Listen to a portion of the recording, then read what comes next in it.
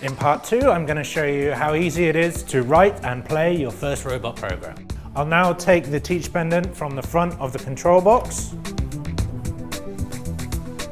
and using the simple touchscreen interface, I will go into the Program Robot menu and start an empty program. Now I press the Structure tab and then the Move button. This adds a move command and a waypoint into my program. The waypoint stores the target position for the robot. The move command tells the robot how to get to that position. For example, what sort of path to take and how fast to move. So now I'm going to save my first target position or waypoint into the program.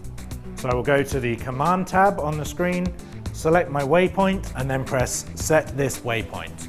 Now this first waypoint I'm going to set using free drive mode.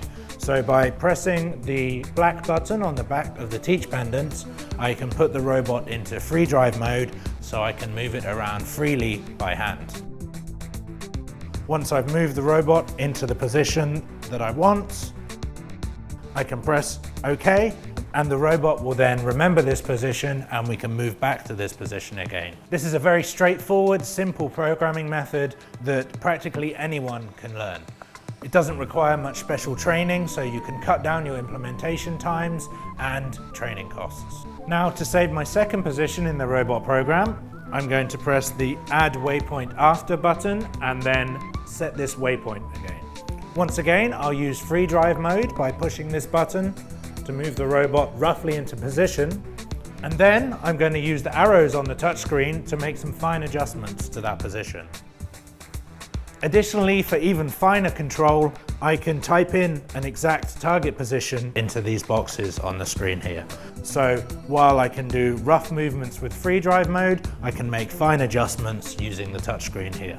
With these two waypoints saved, I now have a program that I can run. So in order to do that, I press the play button on the screen and the system prompts me to move the robot into the starting position, which I can do by holding the auto button. Once the robot has reached the starting position, I can press OK, and now when I press the play button again, the program will start to execute.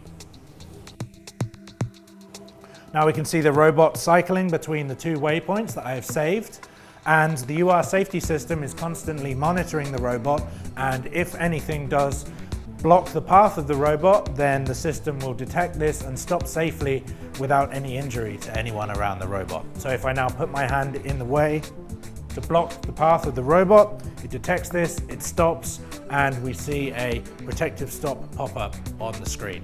We have 15 configurable safety functions in the system, and in the next part we'll look at how we can configure these.